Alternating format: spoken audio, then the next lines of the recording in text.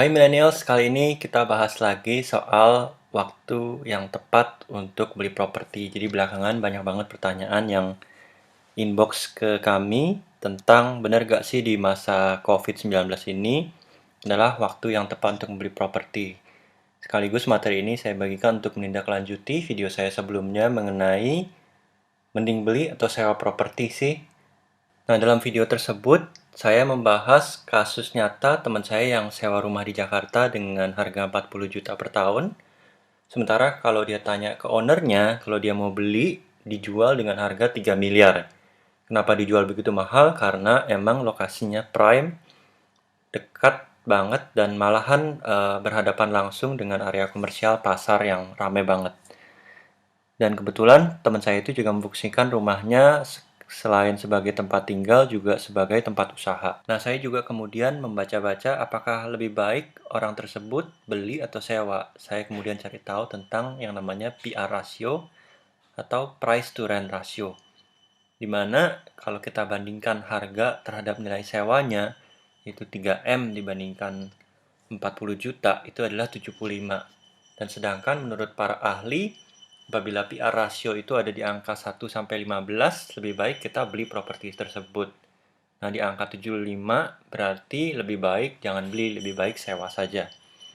Nah, tentunya hal ini bisa dikatakan juga kalau kita rental di harga 6,67% dibandingkan dengan harga belinya atau harga jualnya, maka lebih baik kita beli saja properti tersebut dibandingkan kita habiskan uang untuk sewa. Jadi contohnya kalau misalnya kita sewa properti yang dijual dengan harga 600 juta, tapi kita habiskan uang untuk sewanya itu dengan harga 40 juta per tahun. Maka lebih baik uangnya kita gunakan untuk beli saja properti tersebut. Nah, tentunya hal ini tidak berlaku apabila dananya tidak tersedia. Nah, saya juga terinspirasi dari satu Instagram The Work Salaryman. Teman-teman bisa cari di Instagram. Jadi dalam postingannya dia membuat suatu statement dari sumber yang dia tidak sebutkan juga tentang prinsip dalam membeli properti. Dan menurut saya prinsip ini cukup baik dan benar, makanya saya cukup bagikan. Jadi prinsipnya adalah 3-3-5. Apa itu? Yaitu 30%, sepertiga, dan 5 kali.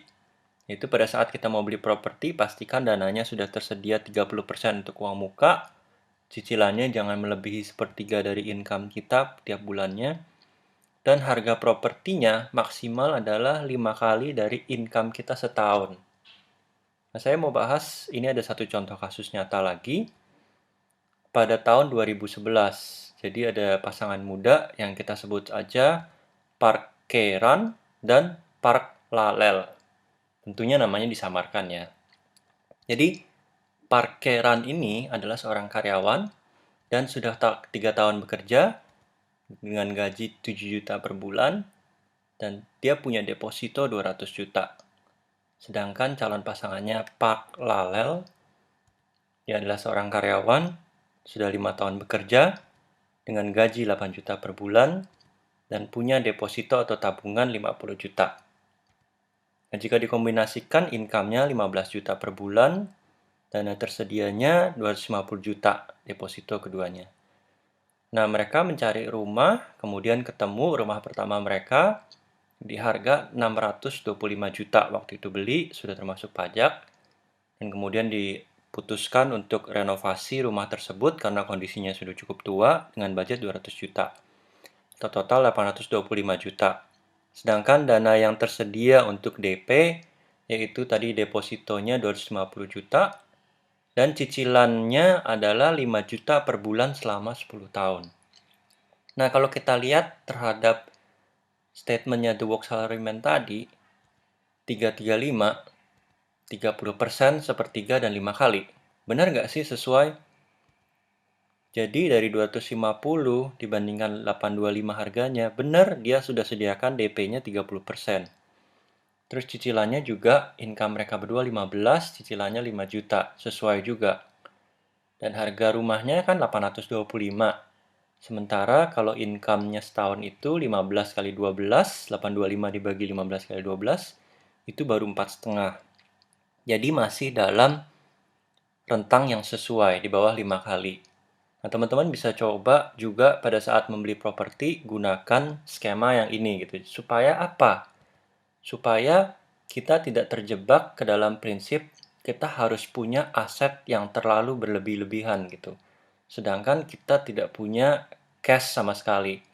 Di masa pandemi ini banyak orang yang menyatakan bahwa cash is king, cash flow is queen. Jadi kita harus siap sedia, jangan terlalu terikat dengan aset yang terlalu besar. Sedangkan di saat kita tidak punya cash, kita harus dipaksa menjual aset itu dengan harga yang sangat murah.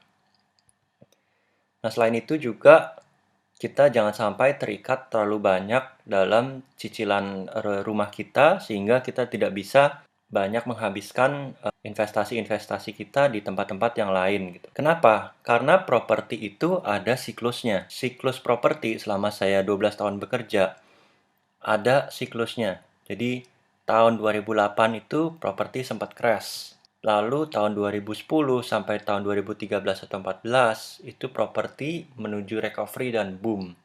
Dan sekarang kita masuk ke fase slowdown dan slump tahun 2013 sampai 2020. Nah, memang secara siklus seharusnya kita ini sudah masuk di masa recovery di tahun 2020. Tapi karena adanya COVID-19 ini sehingga kita kembali lagi ke fase slump. Nah, ini satu contoh dari Indonesia Property Watch. Jadi dia bicara soal satu kasus properti di wilayah barat Jakarta, yaitu Tangerang, Serpong, dan sekitarnya. Nah, di barat Jakarta itu selama masa boom, tahun 2009 sampai 2013, kenaikan harga propertinya itu 55,4%. Atau 13,75% per tahunnya. Tinggi banget memang. Jauh lebih tinggi daripada bunga deposito, obligasi. Memang makanya jauh lebih menguntungkan untuk taruh duit di properti pada saat itu. Nah, tapi pada saat 2013 sampai 2019 harganya itu naiknya jauh lebih landai, 8,2%. Jadi mungkin kisaran 1 sampai 2% per tahunnya. Nah, secara keseluruhan naiknya itu hanya 2009 sampai 2019 27,6% atau 2,7% per tahun. Nah, makanya kita tidak perlu namanya FOMO, fear of missing out. Nggak perlu takut kalau digembar-gemborin Senin harga naik, ya kita lebih baik perbaiki dulu kondisi keuangan kita kalau memang belum mencukupi dana-dananya. Nah, properti memang secara keseluruhan kalau kita lihat dari data tadi, pasti harganya akan naik terus. Nggak mungkin, misalnya teman saya yang tadi, dia beli properti harga 600, sekarang di masa corona, orang ada yang mau jual dengan harga 500 tuh nggak mungkin. Pasti langsung ada yang mau beli dengan cepat gitu. Paling nggak kenaikannya harganya di masa sekarang jadi jauh lebih landai, tidak bisa setajam dulu. Jadi pilihannya cuma dua kalau di properti itu, mau naiknya banyak atau naiknya dikit. Penting jadi untuk kita terapkan 3 disiplin keuangan. Saya ada bikin video dulu bagaimana sih milenial supaya bisa punya properti, yaitu terapkan 3 jurus. Teman-teman bisa lihat lagi videonya. Jadi kita bisa ambil kesimpulan kapan sih waktu yang tepat untuk beli properti. Yang pertama adalah pada saat kenaikan harganya melandai, yaitu semenjak 4 atau 5 tahun terakhir ini. Kemudian yang kedua adalah saat dana DP kita sudah tersedia minimal 30%, supaya dana kita tidak terlalu banyak terikat di investasi properti, tapi kita juga bisa investasi di instrumen-instrumen yang lainnya. Yang ketiga adalah saat bunga KPR rendah. Jadi teman-teman bisa cek juga bahwa sekarang BI sudah menurunkan acuan suku bunga, dan itu bisa berdampak terhadap turunnya suku bunga KPR juga ke depannya.